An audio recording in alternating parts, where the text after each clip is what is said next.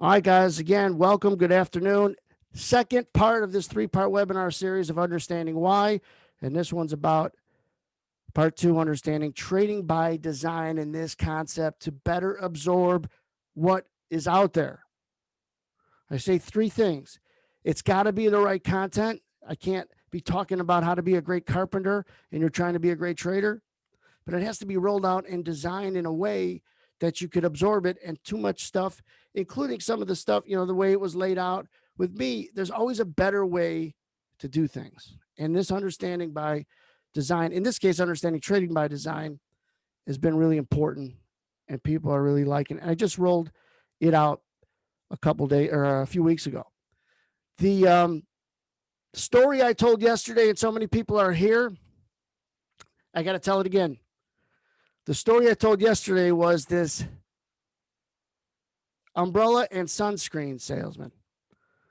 What does that got to do with trading? Well, this guy has to know if it's going to rain or if it's going to be sunny the next day in order to load his truck up with umbrellas or sunscreen and go into the city. So he thinks he's smart. He says, I'm going to take all this data that I have. I got 50 years of data that says on Wednesday or on January 13th, it's sunny 80% of the time. 80% of the time, but that's not enough. He says, I've got this other data set and it's a nugget. It says if it rains 2 days in a row, it's sunny the third day. And guess what, honey? It rained Monday, it rained Tuesday, tomorrow's Wednesday, we're going to be sunny. 80% more. How could you go wrong? So he loads his truck with sunscreen. And I often tell people, why wouldn't this poor bastard just look out the window and see dark clouds and lightning? Look out in the west to see that it was raining. And the moral of this story is that data doesn't make it rain. Clouds do. Predicting rain has to be based on fundamental factors that make clouds. And data doesn't predict why price moves either. This OPP, and it's not this OPP, it just stands for other people's positions. People getting in, people getting out, people desperate, people chasing. That's why price moves. And we covered that yesterday. And like I said, I'm going to add the links to yesterday's event for those that weren't here. But data doesn't predict why price moves. We do. Opening and closing positions. So the targets for today. Yesterday, we talked about why markets move, the concept of other traders. Today, understanding trading by design. Tomorrow, example that you could use right away. For today, we're going to begin with the end in mind with anything that you're trying to absorb. Goals, but proper goals. I'll tell you what that means. Stop going down rabbit holes. It's hard. You don't know what you don't know. And then the Edge Trading Group ecosystem, step by step.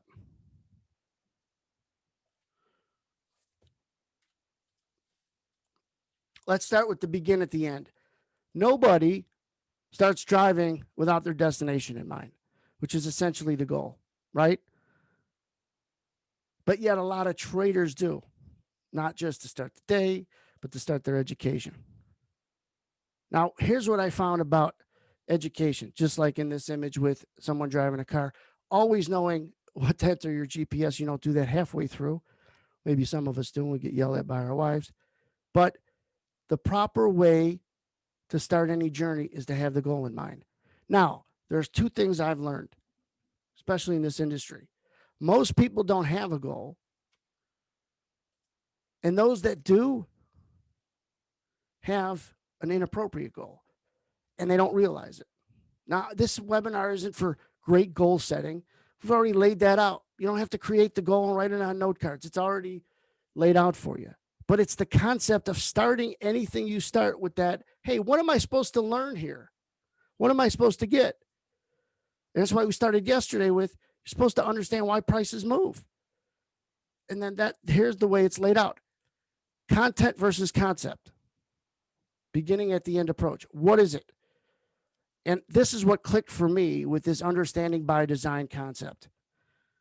Guy goes to an 8th grade teacher and he says, what is your goal for teaching the U.S. Constitution to your students? And the teacher says, my goal is for them to learn the 3 branches of government.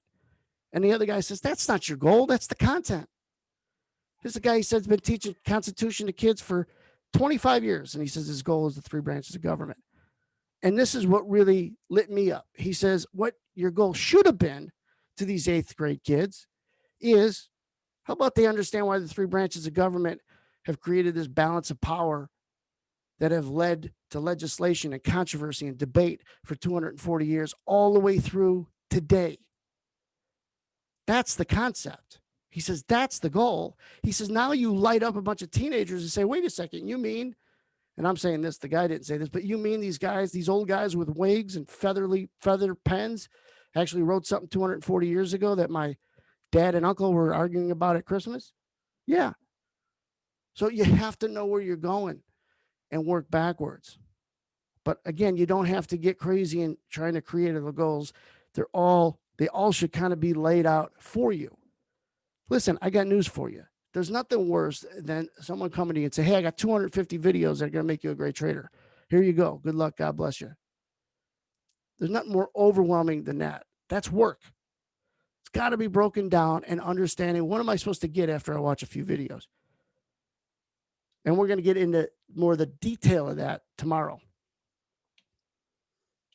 Now, how does this content versus concept relate to trading?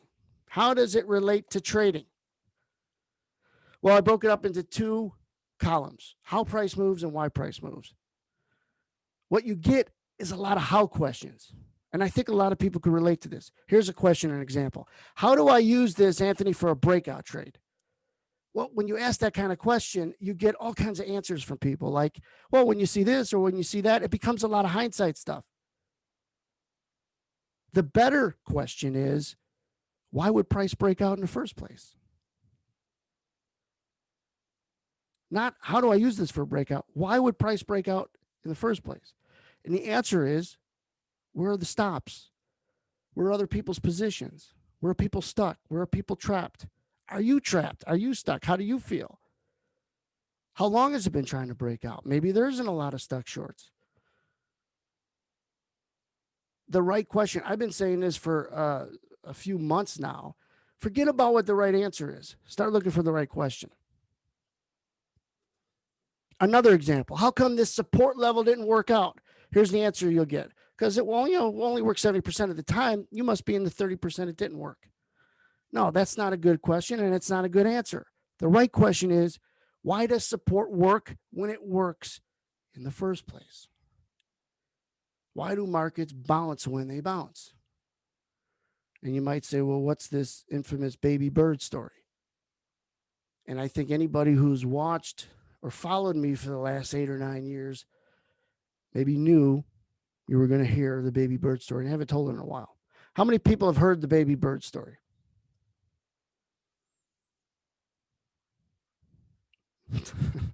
All right. If you heard it before, you'll like it. You never heard it, you'll really like it. Baby bird story. Why does support work when it works? Let me take you through the baby birds. The baby birds are represented by helpless traders or trap shorts who now become desperate buyers. Think about that a second. When you're short, when I'm short, we're buyers. Not always desperate, but when we're stuck, we are. When we're trapped, when it's a losing position, we are, correct? So we are buyers and we're desperate if you're stuck. Remember, after you sell it, you're a buyer. After you get short, you're a buyer. So that's what the baby birds are. Mommy bird represents price. Price is coming to get us out of the short position. That's great. We're going to get out for a scratch. We're going to get out for a -10, a -3, whatever. We're going to get out. And then all of a sudden, the hawk, the traders who actually know why, sweeps in and rips baby bird or mommy bird's head off. Takes her away, no worm for these helpless baby birds and now helpless traders. Price is gone. It swoops in, almost feeds them, gets pulled away. Now, I've told this story for so long, people have asked me, what happens to the baby birds? So I added, they fall out of the tree and get run over by a car and die. They get smashed. In other words, if this happens to you too much, you're going to blow your account out. Let me just go through this one more time. Baby birds are desperate buyers. Here's price coming in to almost fill them to get them out of this disaster short trade that they're in. And all of a sudden they're ready to get filled, and the market or price gets pulled away from them, never to return. And now the chase is on with these desperate buyers. Let me illustrate this. This is what a chart would look like. If this could be support, market's going down, and you got all these desperate buyers that are putting limit buy orders below, trying to get out, and the market comes in, and then all of a sudden starts to sweep away. You get all these buyers that are reaching to say, well, you know what? I'll buy it here. Missed it. Buy it here. Missed it. Buy it here. Missed it. And then this becomes the example we talked about yesterday. Why do markets rally? Because people are not only, more people are trying to buy it, not just buying it, but trying to buy it and they can't get it. Prices of anything go up because there's more buyers than sellers, but more aggressive buyers, more desperate buyers, more, again, people trying to buy it and can't get it. Example I used yesterday is like a house. 3 people are bidding on it. Only one gets it, but the other 2 were instrumental in the direction of the price of that house, right? So that's when a chart would come in and look like this. If this was a support level you had and it worked like this, this is the dynamic that's in play. Not because a 50% Fibonacci level aligned with a 618 and a moving average crossed with a couple oscillators. Oh, there was an LVN down there also. This was what was at play. You had enough stuck shorts to create the buying. You might even have trapped some more down as the market broke down here, and then you shook out longs. I don't want to get into the shook out longs right now. It'd be a whole nother webinar in and of itself, but the dynamic of other people's positions, getting in, trying to get out, and the chase is on. Fibonacci, I don't disparage Fibonacci and what other people use. I do say the only thing I like about Fibonacci is that he was Italian. But I don't disparage, and I learned this a long time ago. Someone comes to me and say, hey, I'm looking at this or that. It isn't my job to say, oh, you're crazy. That's not going to work. As a trader for essentially my whole adult life, you learn to have an open mind and never are condescending with someone else's opinion because they might be onto something. But what's really important is this concept of why price moves has to be present in any analysis that you're trying to kick off. And keeping you from what? Not just blowing your account out, but the rabbit holes. So how do you stop going down rabbit holes? I got news for you. When I started in 1996 as an ARB clerk, I went down rabbit holes and I was in the business and at the venue back then, there was really no electronic trading. It was all done on a floor. And I went down rabbit holes. I took some $100 CME course. The CME sponsored this course about spread trading because I wanted to trade the spread in the market that I was quoting. The biggest waste of time ever. One about the $100. It was about the waste of time. And that was a CME sponsored course just by another trader. It wasn't the guy's fault. The guy educating wasn't the CME's fault. It was just not what I wanted. It was a rabbit hole. And so then I took education that actually was working on an exercise on why, set me up for my epiphany of why markets do what they do. Because he did this concept of, here's what you guys are trying to achieve. Whether or not he said the word goal, this is what you guys are trying to achieve. Now let's start with this exercise. But by going down rabbit holes, if you guys have done it, it's not your fault. You don't know what you don't know. And at some point, we all do it. I wasn't blessed just because I started at the CME, never to have, going down rabbit. But at some point, you have to know the right path so that you could avoid, the wrong paths. And your time isn't being wasted. So other trading education people have that is laid out versus this, the Edge Trading Group education. And again, not disparaging other education because there's a lot of good stuff out there. But when you get into an indicator, a system, a setup, a pattern, in other words, Memorize this and memorize that, and you'll make money. Or if you just learn how to trade, you'll be fine. What that does is it leads you to ask the how questions. That's because most people are only taught the how to do this and how to do that. So look at this for a second. What we want to do is lay a fundamental why concept in your brain so that you stop asking how, because now you understand why. Let me give you an example. Back to a wrong question. How do I avoid entering late and chasing the price? Many people have that issue. When I'm trading poorly, I have that issue. You're not reading it well. But this isn't the right way to ask the question. How do I avoid entering late and chasing the price? You know the answer you're going to get? We got to be more aggressive, Jimmy. Maybe you should bid 3 ticks above your support level instead of 2 ticks below it. You know what? You're not confident enough in your setup. You need to buy this book to start doing meditation.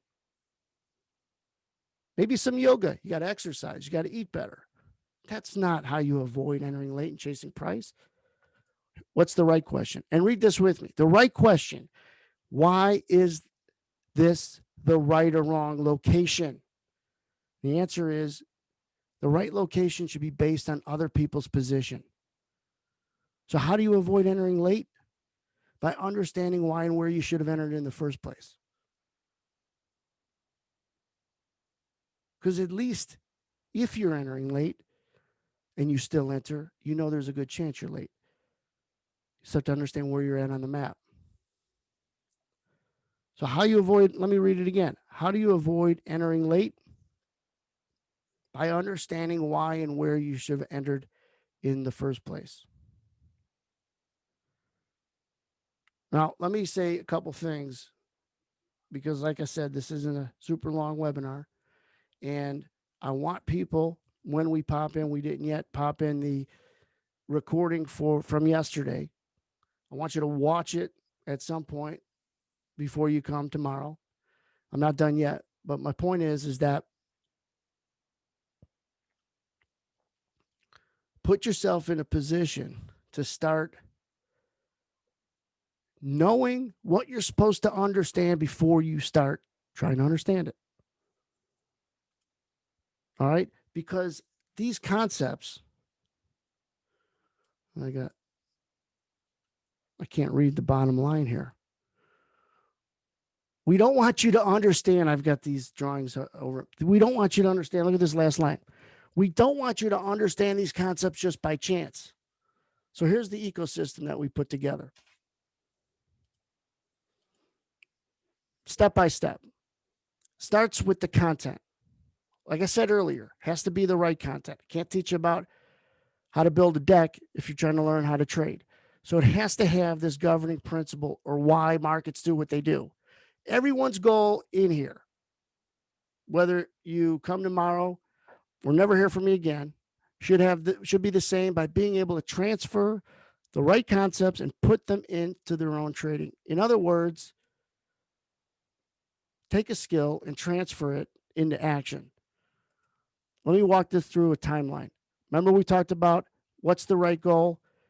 This is everybody's goal. How do I transfer concepts into action? Throw that goal in the front. Foundational stuff to understand. Here's what foundational stuff should be.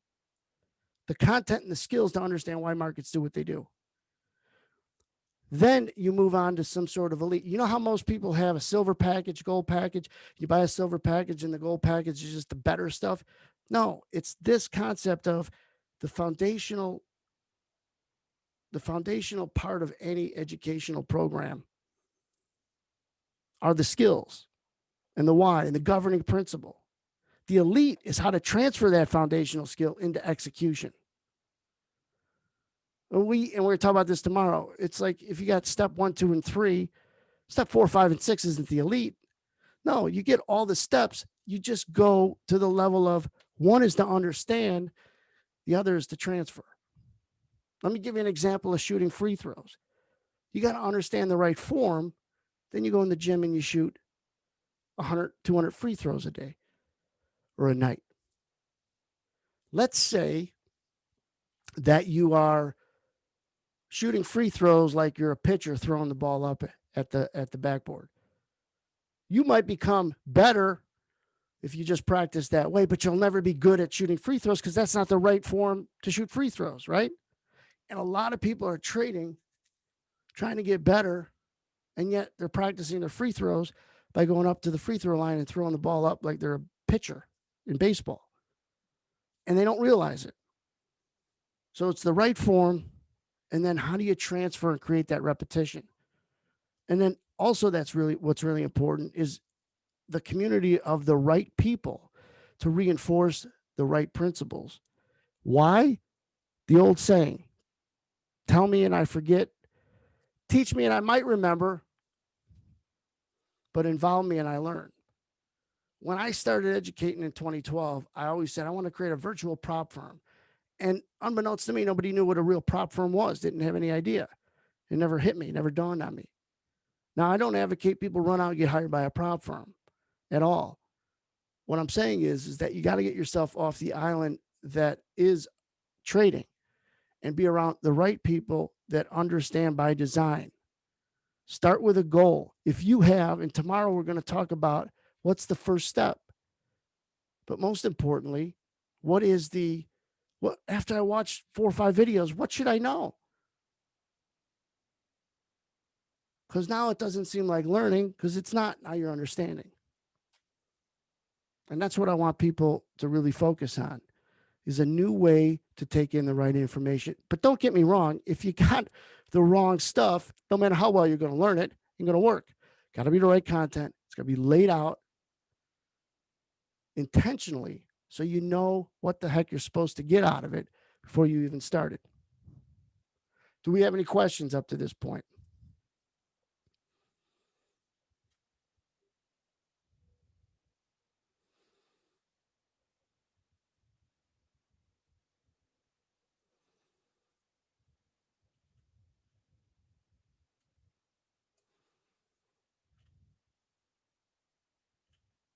Yes, I'm going to pop in that link. For those that are already watching this on recording, you'll find the first part, second part, and the third part.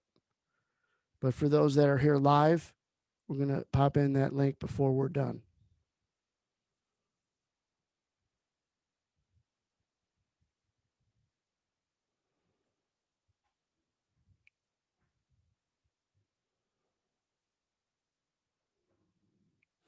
Nadell, I've got probably a ton of videos on YouTube that does that. So that wasn't the intention of this series about explaining it on a chart, but you will get that. There's a ton of 5-minute videos that I have on YouTube that if you'll notice every one of those videos goes over why a market did what it did. And then this reinforcement. Here's the thing. Has anybody played higher level sports in anything? Not even super high level, but a decent high school basketball program. They don't reinvent the wheel for practice every night. It's repetition of the right stuff to go over, to run your offense, to play defense. The governing principle in basketball isn't making the shot, it's getting the shot. The point I'm trying to make is the repetition. That's where community comes in. It's the repetition of seeing the same thing, sometimes in a better way, but not, hey, here's a tool. How do I use it? No, why does this tool work?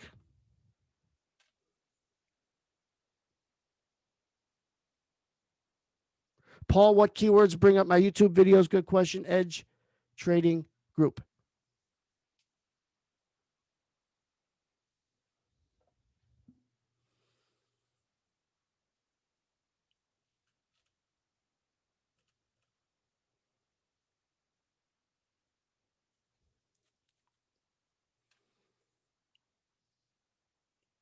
R is Williams.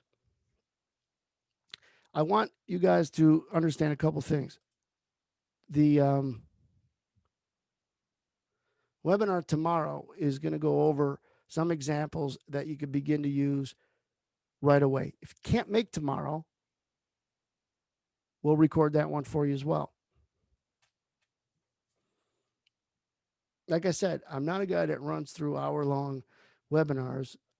I want to get to the point and give people a sense of what this is all about. Let me go over to this last slide.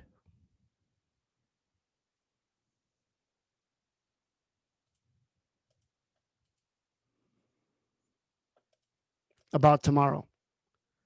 Some of the things that we're going to talk about tomorrow is that Monday morning test, the skills that you use right away in starting to predict the market. Take a look at this. What do you use to create a bias? What do you use to qualify? What do you use to pull the trigger? What do you use to treat your trading like a business? And then some psychology. Do you notice how psychology is last in any step-by-step process? A lot of people get stuck into thinking, well, I got everything down and I just need to work on what's in between my ears. Psychology might make you better, but it ain't going to make you good. You got to know what you're doing. Psychology doesn't teach you how to trade. But you're going to see this understanding by design concept in each one of the steps. We're going to talk about the virtual prop firm that we have in our community, how we added a Discord channel. And then there is an offer for people that come. And even if you don't come, you're going to email me if you're interested. Before we go, and before I look through some other questions, because I ran through some that I see that I didn't get to, I want to show you really quickly what I mean by understanding by design and starting with the goal before you get into any videos.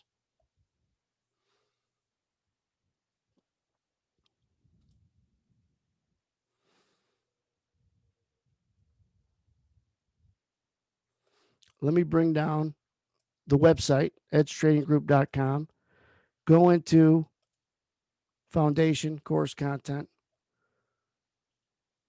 And the first thing is the course goal for the entire course is to understand the governing principle of trading in the markets. Essentially, you lay a foundational understanding of why prices move, right? Enduring understandings, common misconceptions, and then essential questions. These questions aren't questions that you should know the answer to. These are questions that'll stimulate ongoing collaboration and conversation with people. The right questions. But let's jump into step one. Those are goals for the entire foundation. After you watch these videos, you should be able to create a bias or an opinion that begins to frame and define the way we're looking to interact with the market.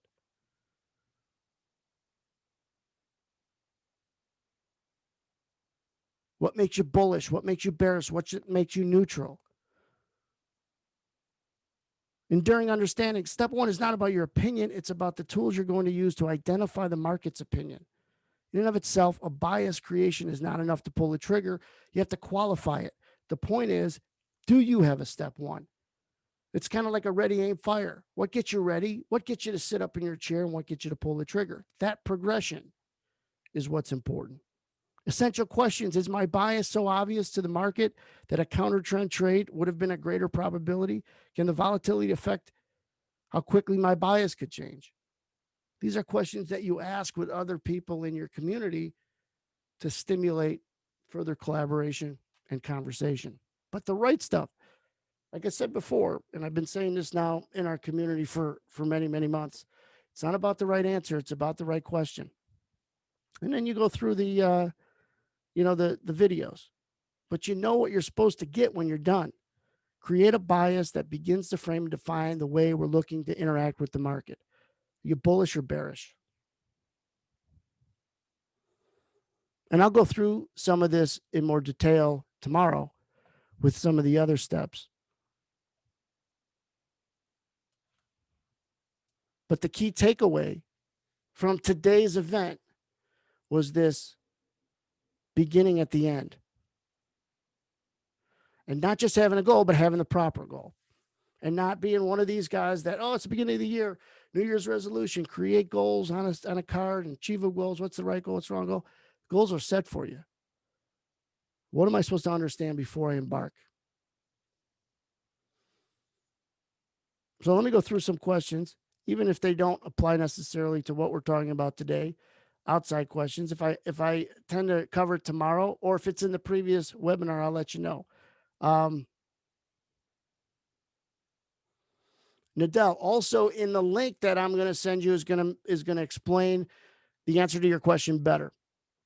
What they're asking is, can you explain on a chart stuck long, stuck shorts? There's 2 videos you're going to watch. One's an hour, one's just 5 minutes. Your question will be answered in there.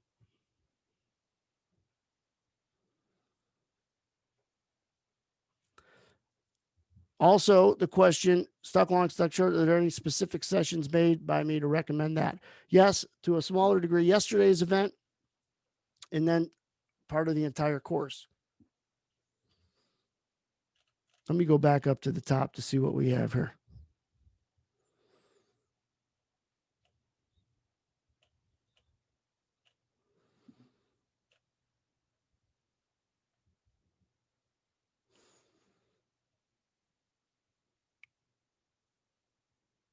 Now, someone, I don't know if they're asking or telling me using resting orders, a good location. That's more of a how question.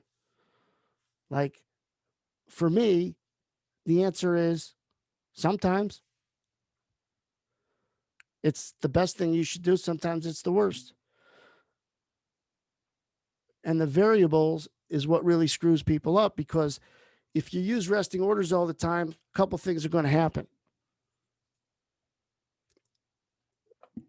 Walk through me with this, or walk with me through this. Here's a support area.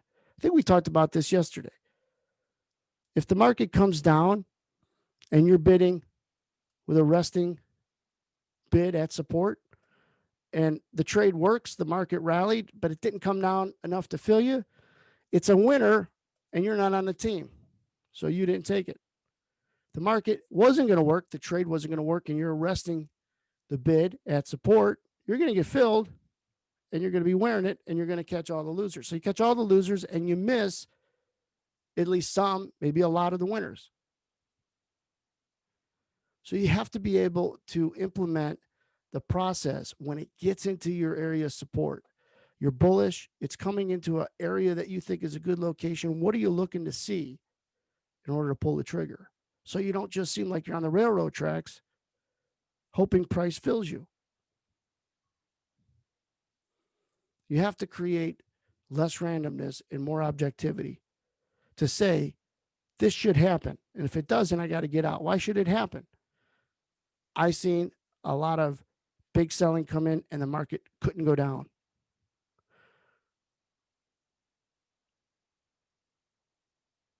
We were able to determine sell stops were triggered, shaking out longs, less sellers. You'll see that in yesterday's recording, and the market was able to release higher.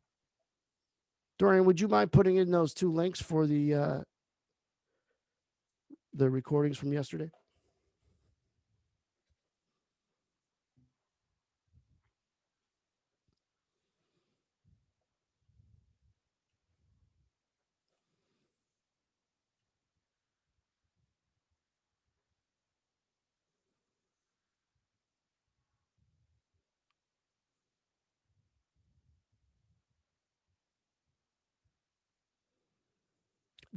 So here's a question. Do I use buy sell limit orders above or below? At times, yes.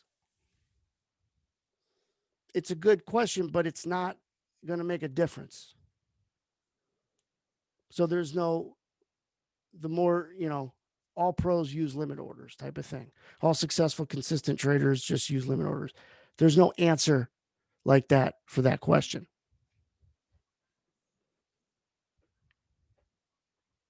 Now, here's a great example of a how instead of a why question. How much patience? This is a great example of the reason why this course has been laid out, understanding by design. How much patience impacts your final decision to enter or exit a trade? I battle with patience consistently. This guy writes. The question is, your patience is a derivative of watching the wrong things. For instance, usually people that get impatient, it's because it's not objective enough of when they should have gone in. So they're thinking it's a patience problem. It's an identification problem, because the patience then will take care of itself. Let me give you an example. When I traded in the pit in 1999 and early 2000, when I was ready to quit, I'm in the pit and I can't raise my arm and trade. I was scared. I was afraid of something. So I was told, buy this book, Feel the Fear and Do It Anyways. I remember the title. I was going through, why was I afraid? Well, then in April of 2000, I get hired at a prop firm. Fear wasn't a problem. I'm making too many trades. I'm over trading at times. If there was a problem, it wasn't fear. It's because I didn't know what I was doing. I didn't know why I had no idea why the price was going to go up or down. It was all random. It wasn't fear. It was the unknown. So if you have a lot of patience or what you deem to be a psychological problem, it's generally an identification problem. There has to be more emphasis on the why prices move and develop locations based on seeing stuck shorts and shook out longs. That'll keep you patient. And then all of a sudden, you're not impatient anymore.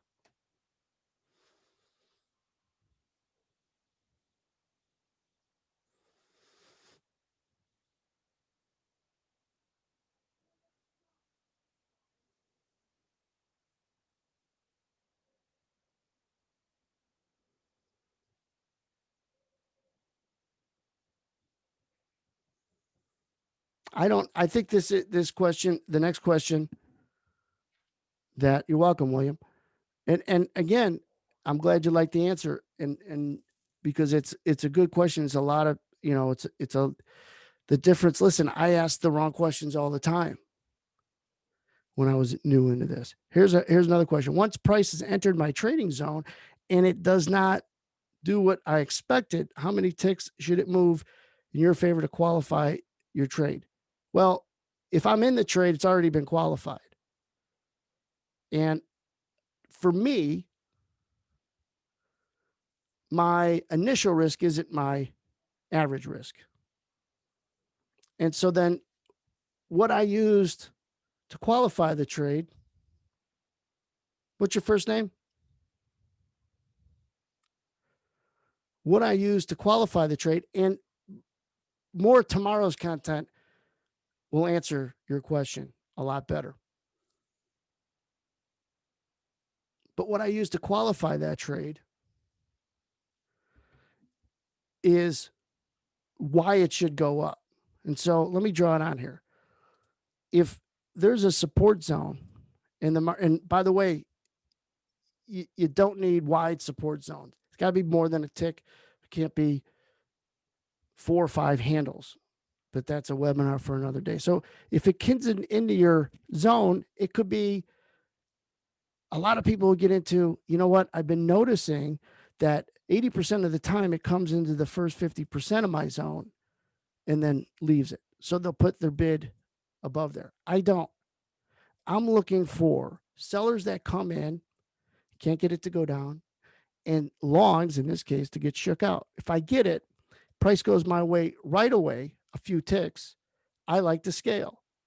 Now, if it immediately stops me out, which would be a 4 or 6 stop, I was wrong, didn't have a chance to get out. If while I'm in the trade, the other ancillaries that I'm watching, the other Y methods of a correlated market, in this case going down, and I'm long the S&P and the NASDAQ's getting hit, I don't like that. Might get out of the trade right then and there. But I don't use an arbitrary how many ticks is going my way to feel comfortable. I use what are other markets doing. Am I getting more sellers coming in the market and can't get it to go lower? Am I getting a big buyer to come in and can't get it to go higher? Because now I feel less comfortable. So some of the reasons that get me in, keep me comfortable or uncomfortable to get out, not how many ticks it goes my way, positive or negative. Does that make sense?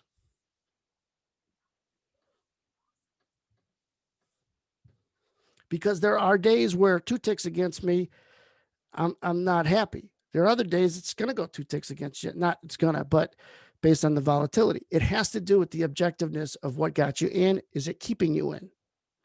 You could be uncomfortable in a trade that you got 12, 20 ticks into, and that qualifies your exit. I'm trying to get people away from the common pitfalls and rabbit holes of not just trading education, but all education. Is this memorize the content? The goal is the content. I said in my, and I didn't do it today, but if you know how, you'll have a job. If you know why, you'll be the boss. And almost everybody that comes to me, seen that image, that slide, and they said, man, that clicked for me. And the other one is after you buy it, you're a seller. The governing principle of what makes price move. Is it keeping you comfortable or uncomfortable? 2 ticks, 4 ticks your way isn't that measurement. It's making sure you're around the right stuff as to what price should do versus what price is doing.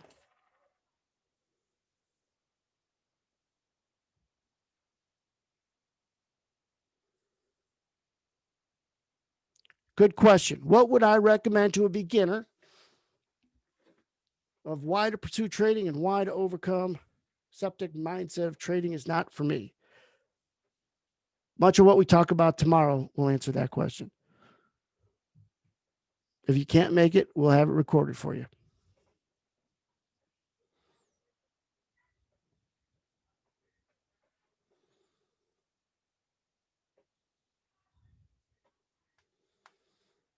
But what kind of buyers? There's no, and I think I'm understanding what this individual is saying, but 100% nothing is statistics. I agree with you. You have to adjust to buyers and sellers, but what kind of buyers and sellers? Are they buyers trying to cover a short position? Where they maybe, in your guesstimation, got in short? Were their sell stops elected to make price go up? Or to allow price, give price an easier chance to go up? Are correlated markets doing what you'd want them to do if you were long the S&P?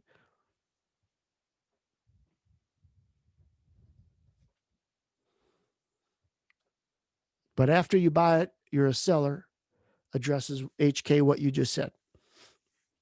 And the absorption, I hear that word a lot. Absorption is fine, but you got to understand, absorption is a punch a guy in the face and he doesn't flinch. I'm running the other way.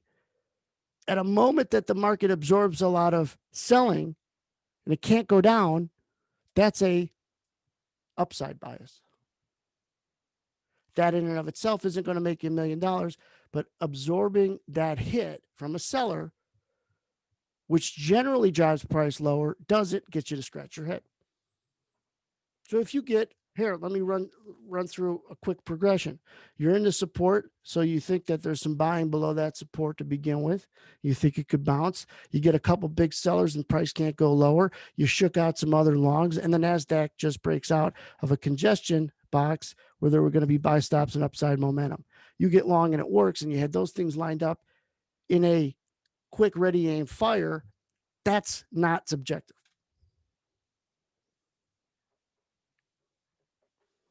And then when you're around the right community, it's more eyes and ears on things that matter. You see the bonds. This is driving us. The NASDAQ is weak. Tesla's driving the S&P. Apple is down 3%. Watch this stock or that stock. It's driving the index.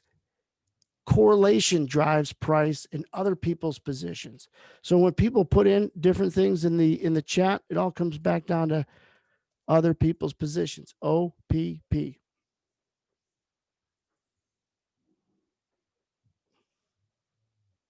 But this middle of this middle part of this 3-part series is trying to bridge the, content, which explains the why price moves with the way education should be laid out with the end in mind. And hopefully I did that. Generally, the best events aren't the ones with the greatest seduction or sex appeal. It's does it make sense? Does it click to allow you to say, I never thought of it that way?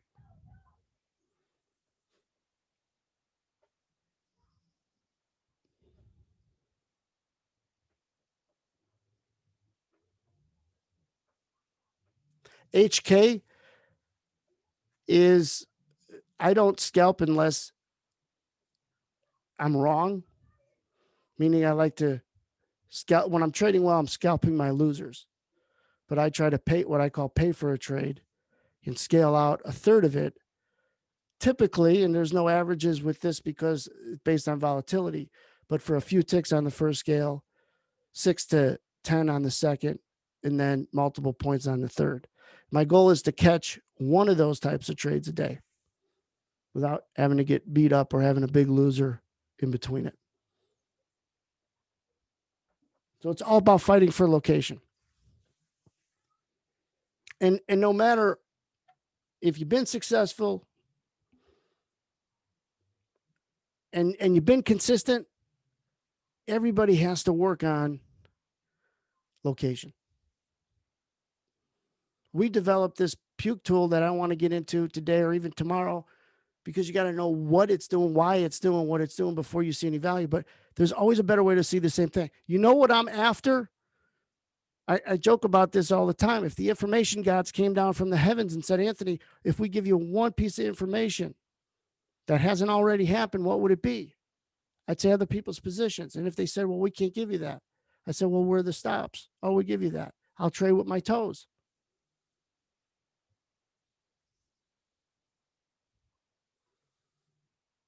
Paul, I'm going to send you yesterday's video. That'll help. And then things that we're going to talk about tomorrow and the tool that I just mentioned. So the question was a reliable technique to spot tops and bottoms. Yes, you want to see if you could accurately assume where for tops. Let me illustrate this. For tops, what do you need for a top to be a top? You want to get late longs that chased it up because after longs get long, they are now a seller to get out and they're late. The other thing that makes a top is shorts getting shook out. Because once you have a short, you have a buyer, correct? Short equals a buyer. If you don't have a short, you don't have a buyer. So if you shake out shorts and squeeze them out, you have less buyers below. And if you jam up longs, trap them, you got more sellers. More sellers, less buyers, price can go down. That's the dynamic that's always present at a top, not or a bottom. Bottom is just the opposite, but at a top. And that's what you're looking for to identify it. Here's another thing, the circle. That's one of the circles. The other circle is an ancillary market.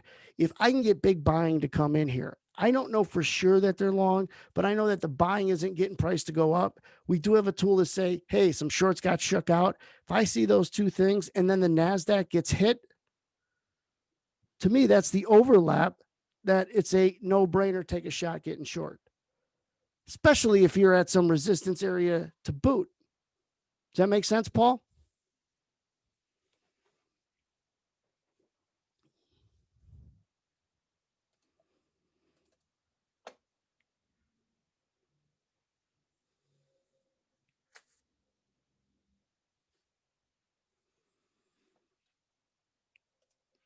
I think it's worth repeating, so I will.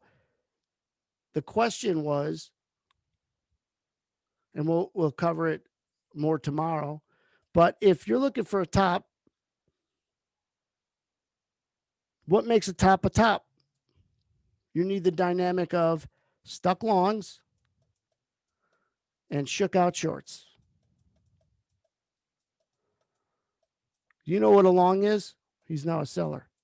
You know what a short was? A buyer. So let me just walk you through this. If you get a bunch of stuck longs, you have more sellers. More longs, more sellers. If you shake out the shorts, you have less buyers. More sellers, less buyers. No matter what the price is, if you have more sellers, less buyers, the price of that product is going to go down. Could be the price of a house or a plane ticket or the S&P 500. That's the dynamic I'm looking for to spot tops.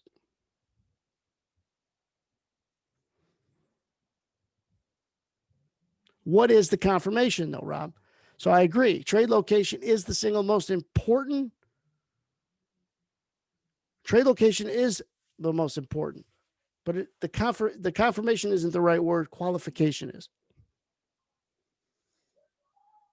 You could say we could interchange the words, but it's qualifying with an objective tool of why prices move. So I would never advocate a good confirmation is a Fibonacci level. I would never, ever advocate a good confirmation is the moving average crossed. I would advocate confirmation, big buyers come in and the son of a gun can't go up. The NASDAQ is showing you that if it gets below this particular price, it's going to chase out more longs.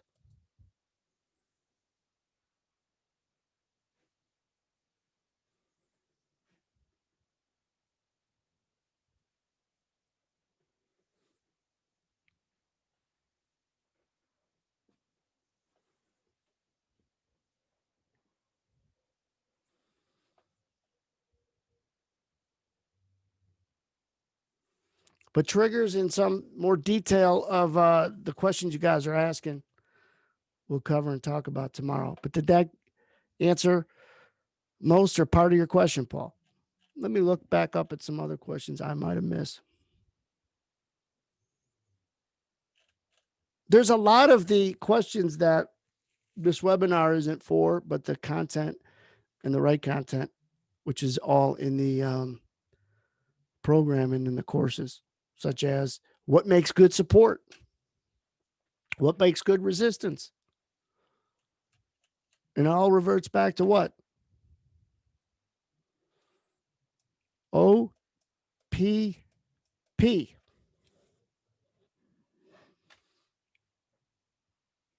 You know what the greatest edge of all is?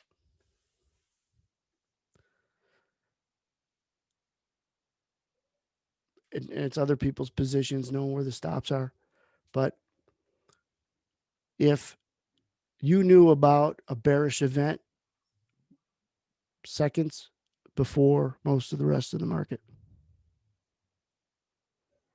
or a bullish event. Why? Because other people are going to try to enter long positions and cover their short positions in a hurry.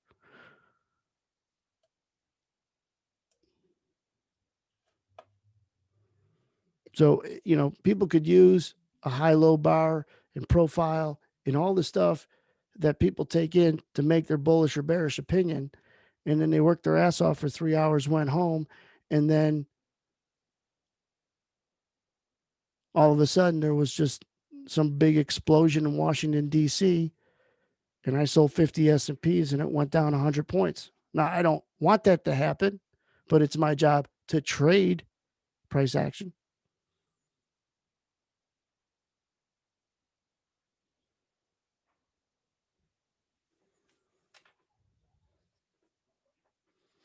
Jack, the trend is those that are listening to this when I record it,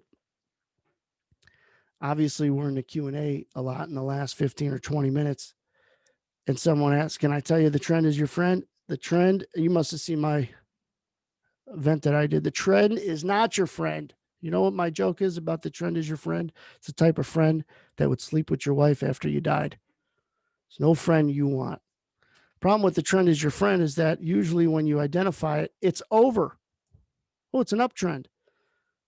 And you're late. You need to be able to anticipate upside and strength and then be part of that strength before it's easy for the rest of the world to identify it. So generally, the trend is recognized after everybody else recognizes it.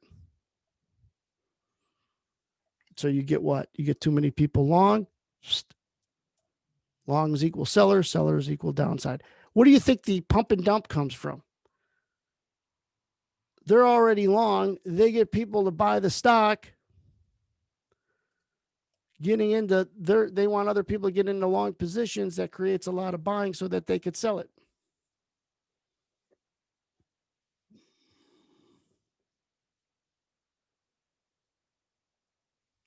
Well, Rob, if it's the same as me, yes, I don't use any indicators to create my support resistance. I use tempo to throw in my green and red lines. Red resistance, green support. For instance, if the market goes up fast I want to know where that area is. So yes, I'm using that speed or that tempo. And you know why? Because of other people's positions. When a market goes up fast, what do you think happened? This is a good, this is good to walk people through this. When a market goes up fast, do you think more people or less people missed it? More people missed it. If someone runs past you really fast, you're going to miss what they were wearing. There's a greater chance you're going to miss what they were wearing. So if a market runs up fast, more people probably miss doing what? Buying it. So the shorts that missed buying it are probably pretty pissed. So when the market comes back to give them another opportunity to get in where they missed, they're all sitting there like baby birds, begging to get out.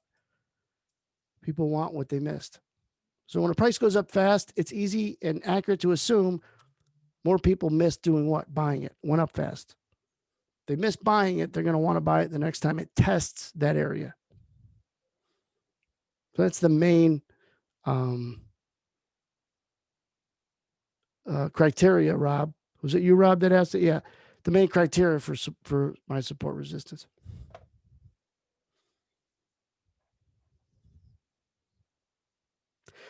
You know what, Jay? So could this program help trading OTC if there's liquidity enough to see where buying comes in? Because there's always going to be buying and selling. So what you're going to want to do, and the answer is yes, because what you're going to want to do is stay out of trades where buying comes in and it can't rally in an illiquid market. Get the hell, stay out of that, or maybe cover a long position you already have in that penny stock, right? So you want to follow buying and selling, the bigger buying and selling, especially whether it's liquid or illiquid, how much that a buy order generally drives up a price and how much it just did. And it could highlight getting short if you could sell and get short those stocks if they allow you to, or exiting a long position. So absolutely, and that's one of the ways it would help you. Plus, it gives you a better sense of anything you trade that has price attached to it. Penny stocks relate to other penny stocks within the same sector. Any kind of relationship that you could create. Let's say the penny stocks are being driven by the tech sector, or the penny stocks would be driven by anything. That's another big part of my program that teaches the correlation and the influences something has on something else. And anytime you find a lead lag, that's another trade with your feet moment.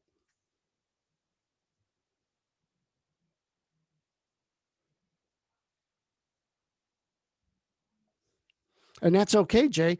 Buy high and sell higher because you could maybe find a little bit of pullback off the high. You're still buying after a rally, but a little bit of a rotation lower for that second push. Or here's another thing. Once a market rallies, to avoid being stuck at the top, like I just said, buying come in, doesn't go. That's not where you want to buy high, sell higher. Number one, so you disqualify buying the top. The second thing is, let's say you don't have that, but you have some other ancillary that's influencing your stock and saying, hey, we should go up. Why? Because this other ancillary is driving higher.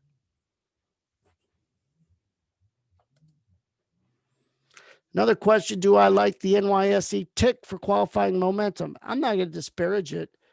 I think that here's what I do. In and of itself, in a vacuum, it's not going to help you. It's not one of the three things. If you were only able to take three things with you, would that be one of the things? Absolutely not. So what I try to help people with is, what would you want from the information gods if they told you we can give you one thing? I don't think anybody would say the NYSE tick, because the information gods would say, well, you already get that. So you're always trying to work at where the stops are and where you got people stuck. But again, I won't disparage it. If you could, keep you comfortable in a trade that was qualified by this price action and trap traders, then, more power to you. I don't use it though.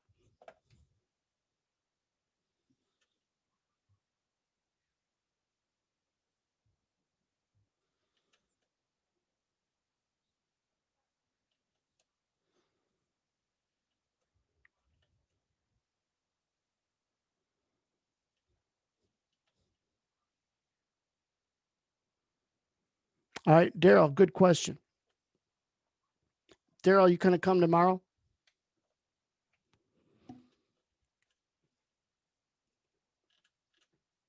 Because this will help answer his question. Being new to this, do you all, and by the way, people that are newer generally people who find me is after they've been in it a while, and it's not their fault. But generally people will look at it's not their fault. The shiny objects of do this or do that, or just every time you see this, this will happen, right? So I'm in the back of the store, so to speak, where, man, I wish I'd have found this when I started. So if you found me early, that's a benefit, because I'm not saying that you guys got to join my community, but you have to join a community similar to it. Or if you're going to educate or invest in education, it has to be education that explains why price does what it does. The governing principle of why markets move. That's the path you're going to go on from this day forward. And you won't have rabbit holes. If it doesn't include that, stay away from it.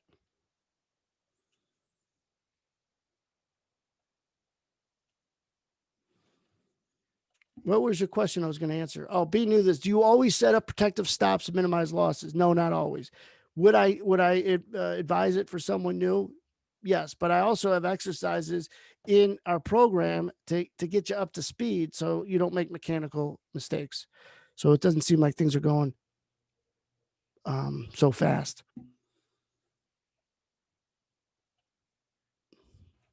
No one here, and here's a great explanation to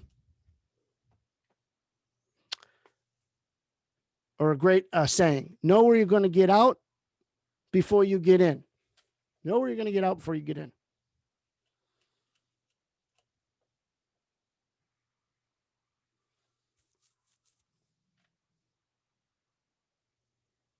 Don't worry, Sam. We're going to send you the link with the recording.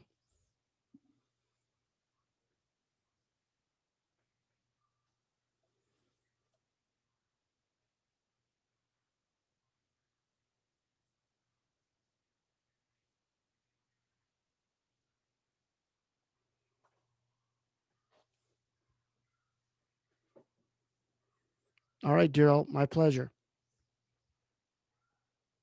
Paul, is that a previous question you asked? Let me look at it.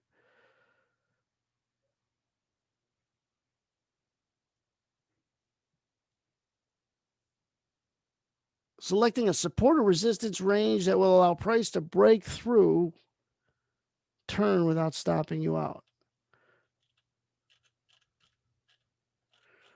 Hold on, I'm not sure if I understand it, because I thought I answered this with how I create support resistance. But let me read it. How do I determine a range of support or resistance zone, or which is range of support? So if price breaks below the expected level, it doesn't stop you out because you have the miss.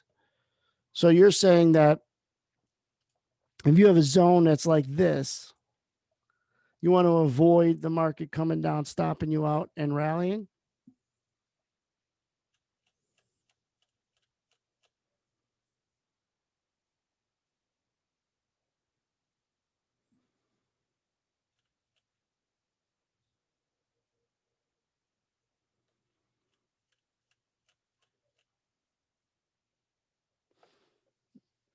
Well, I'll put it to you this way. If on a timeline, you're trying to find that here today for tomorrow, not going to happen. What's going to give you the opportunity to be long on this side of the valley is reading the real time. So instead of getting shook out with shorts, because that's what happens here. So it ain't the quality of the support zone, it's the ability to read in that support zone. So you're on the other side of the valley. You're not a week short that gets stopped out and it goes.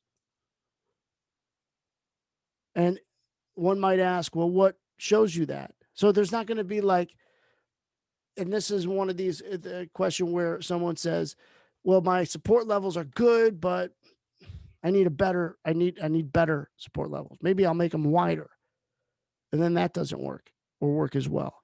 So it's always going to revert to reading the real time and being long. And I said shorts got shook out. I meant longs. You want to be long after other longs get shook out. So you're on the other side of that valley. So if this is your support zone in here and you're getting stopped out because it just triggers a couple ticks below a zone and then rallies like hell, it goes to a lot what I explained yesterday. And I want you to watch that video where it shook out longs, less sellers, easier path up. So qualify the zone after you work and create the skill of longs puking.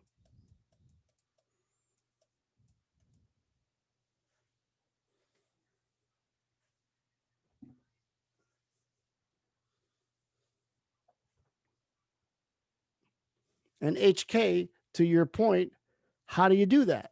And how you do that is you have to be able to read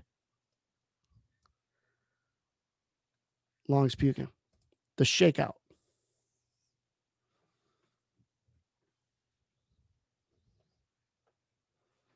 But there's not going to be a more magic support area.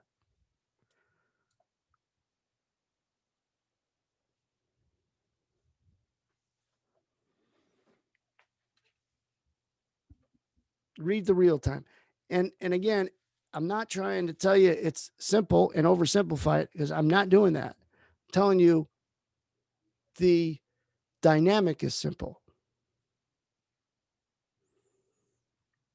So instead of wasting your time trying to find a better zone that won't stop you out one tick below it, you go down the path of seeing where longs get shook out and then you get in. So then they're asking the questions in 6 months. How do I create a better zone so I don't get stopped out and then it runs? But it's an excellent question. And then there are going to come times where you thought the longs got shook out and they didn't. They come back for them. But at least you're using the objective approach of what makes prices move. I think what you guys have to really understand is, and I think most do, you have to convince yourself that we're in this business to do what? Predict price, right? We're trying to predict, is price going to go up or down? Is it going to go up or down? And then if you're smart, it's like, well, when's it going to go up or down? But most importantly is, why does it go up or down? And it doesn't go up or down because some Italian 150, 300 years ago said 618, 382, 50%.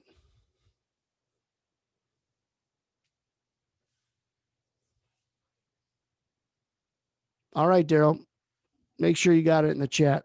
I think Dorian popped it in there. Do I keep a stop below the swing low of support? No. If it hesitates, doesn't follow through, no. I don't advocate people trade without stops. I don't use them. You know, I know those fibs well because I went down that rabbit hole 25 years ago. Market profile. I don't think market profile is a rabbit hole, but I read that book in 1998 and I was all excited until I read a little bit more of that book in 1998 and then I was lost.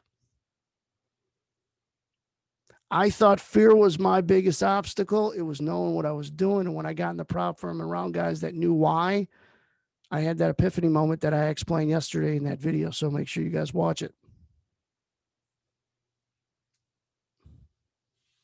There's nothing wrong with going down rabbit holes. You just want to avoid and eliminate going down anymore. And that's your New Year's resolution. So it has to make perfect sense that we're trying to predict price. And it's got to make perfect sense that it's like, wow, well, yeah, if I'm long, I'm a seller. And if he's long, he's a seller. And if he's long, he's a seller. And if we're all long, we're all sellers. I don't want to be a long anymore.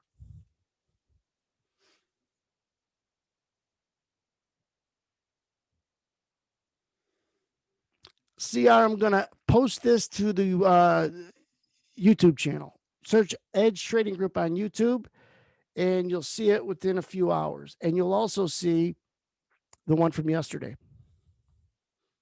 There's two variations of the ones yesterday. There's the full one, and then there's a 5-minute, like, most important slide of the one from yesterday.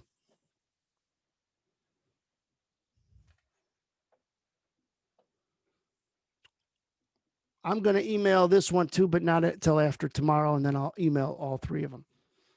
So I'm not going to email this one separate. I'll post it up to YouTube, and then tomorrow I'll email all three for those that might not know went up to YouTube. Those watching it in the future, you sat through a lot of questions and some really good questions, and hopefully you did, but YouTube will have the content and stuff. Tomorrow, like I said, we're going to go into like taking this concept of understanding by design goal first. What does that mean? And then go through some of that, like, what's the objective tool, Anthony, that I'm supposed to use here? How do I see this? Without all kinds of lines on your chart and all this information on the dome.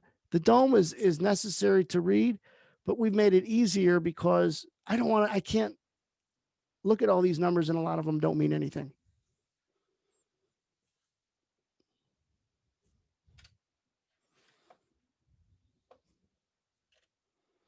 Anybody else got any questions? There was we were locked at capacity for about 15 minutes. I know I got emails. I couldn't get in.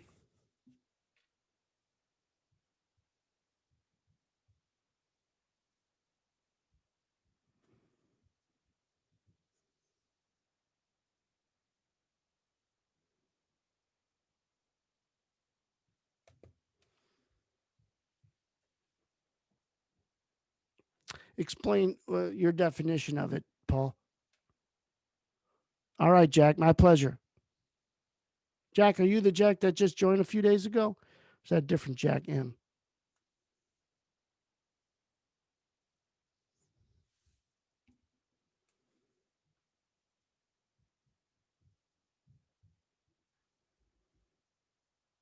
No, I don't. So divergence in price, I do not use. So like delta, where essentially where price goes up, but the delta shows down. There's nothing. That's fine. I think we found better ways to read that. When I think of divergence, I look at divergence between two different markets. So Paul, if you see like the NASDAQ do this and make a high and then make a lower high, and the S&Ps make a higher high, I expect weakness. Do you see the difference between these two charts? The NASDAQ couldn't get up to there, but the ES did. So when I hear divergence, that's what word or definition I think of. That's why I asked you to explain it. But talking about divergence with price, essentially that could be absorption, right? And so different variation of it is buyers that come in can't get price to go up anymore.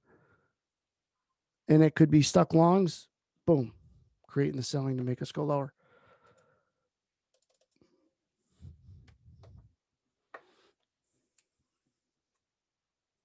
But there are better ways than that to read that quicker and make more objective decisions around it. We have is better. Just when you come tomorrow, I'll briefly talk about what we use. And what was important for me to explain before I talked about a tool is you got to know why this tool does what it does. Like here, I'm going to give you a funny story. I got 4 kids. My second kid is being born, and the doctor comes in, and I was trading like 3 blocks away from the hospital. It was early in the morning, and gold was trading. I was trading just gold, and it was real busy that day. But I was having a kid, so I'm at the hospital. The doctor comes in. He says, "Wow, what's the matter?" He says, "Did you see Hong Kong overnight?" Because he knew I was a trader. And I says, "Doc, you're just, making me feel bad that the markets are busy." "Oh yeah, okay." So we get into it, and he's going to use forceps. And I says, "Doctor, forceps are dangerous, I thought. I wasn't telling him not to use it. I said, but aren't forceps dangerous? And he says, yeah, if you don't know how to use them, but if you know how to use them, they're a useful tool. He says, like a chainsaw. If you know how to use a chainsaw, it's a very useful tool. If you don't, it's dangerous. And the nurse yells, doctor, let's go. He got in trouble. So it's like, you got to know how to use the tool. It's got to represent and tell you where stops might be.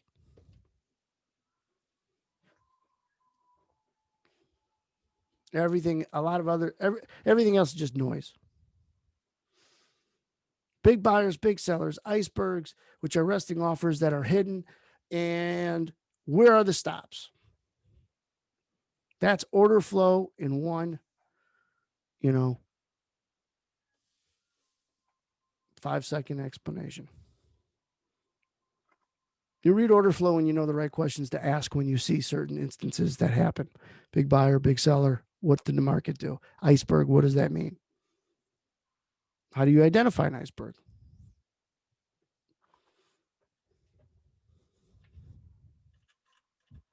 Man, I went on for a little bit here, so I'm glad you guys joined. I hope you guys come tomorrow. Remember, same thing. Get here early. If you get here early, you'll be guaranteed a spot.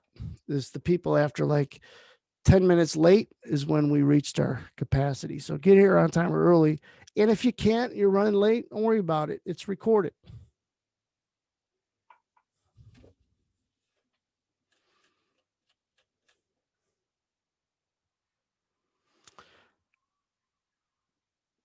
Well, with the stuff that, here's a question. I read order flow from the charts or the DOM, or, it used to from the ladder, but I'm able to look at a particular chart that we have to see what I actually cannot see anymore on a dome.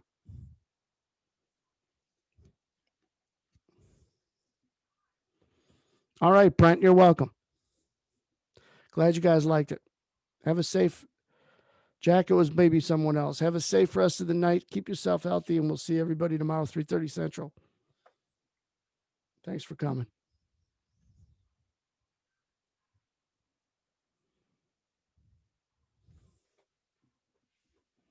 And I think if you like today, you like yesterday better and tomorrow better and everything that we got. So good luck, guys. Hope to see you tomorrow.